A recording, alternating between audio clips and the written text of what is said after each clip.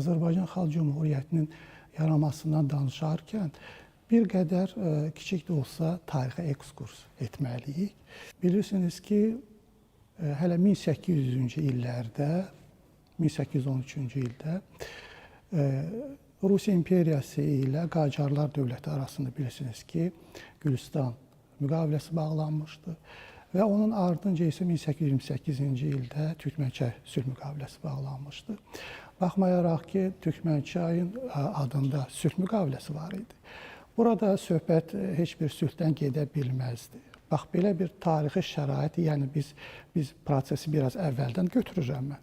Biz tarixə ekskurs edərək, gələrək biz Xalq Cümhuriyyətinin yolunu daha aydın şəkildə, daha parlaq şəkildə anlamış oluruq. Və burada Azərbaycanın 1828-ci ildə söhbət parçalanmağına gedir və şimal və cənub hissələrinin yaranmasını biz burada görmüş oluruq.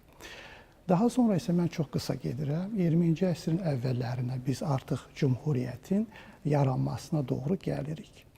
20-ci əsrin əvvəllərində də 1905, 6, 7-ci illərdə də bizim yaxın tarixdən bildiyimizə görə Azərbaycanda daşnaqların qətliamları törədilmişdir.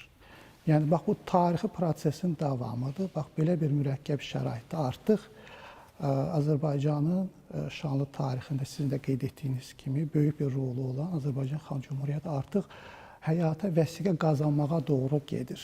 Belə bir şəraitdə biz, bəli, bu hadisələr labud idi və ardınca 1917-ci ildə Çar Rusiyasında baş verən inqilab, Leninin hakimiyyətə gəlməsi və ardından yenə də Azərbaycan xalqı taleyin sərt sınaqları ilə üzləşdi. Siz bilirsiniz ki, 1918-ci ilin mart, aprel, may hadisələri baş verdi. Həmin hadisələr Bakıda və Bakı ətrafı bizim rayonlarımızda baş verdi. Bax, belə bir şəraitdə Qafqaz İslam Ordusu Bakıya daxil oldu.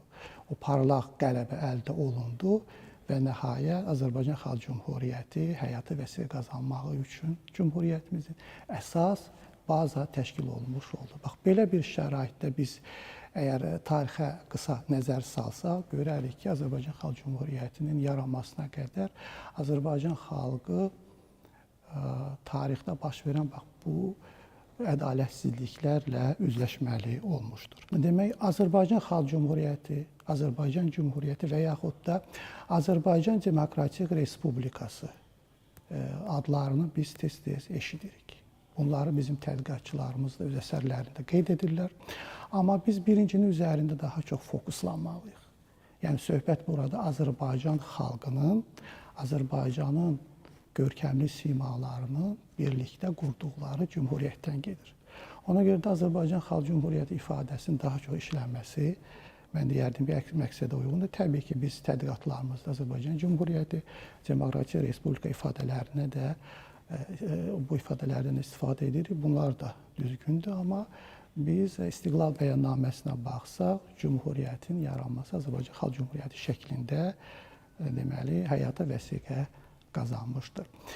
Və bir məsələni də qeyd etmək lazımdır ki, həmin ərəfədə, Cümhuriyyətin yarandığı ərəfədə Azərbaycanlıların yaşadıqları ərazilər illiklə 150 min kvadrat kilometrə bərabər idi. Diqqət yetirin, Cümhuriyyət qurulduqdan sonra bu rəqəm 113,9 min kvadrat kilometrə düşür və hazırda müasir və müstəqil Azərbaycan Respublikası Cümhuriyyətin varisi olaraq onun ərazisi 86,6 min kvadrat kilometrədir.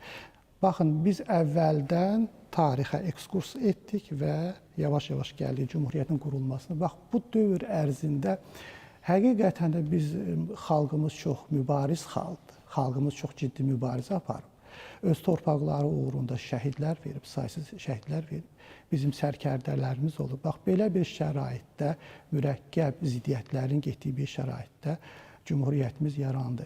Cümhuriyyət yarananda Birinci Dünya müharibəsi hələ tam bitməmişdi. Onun izləri qalmaqda idi.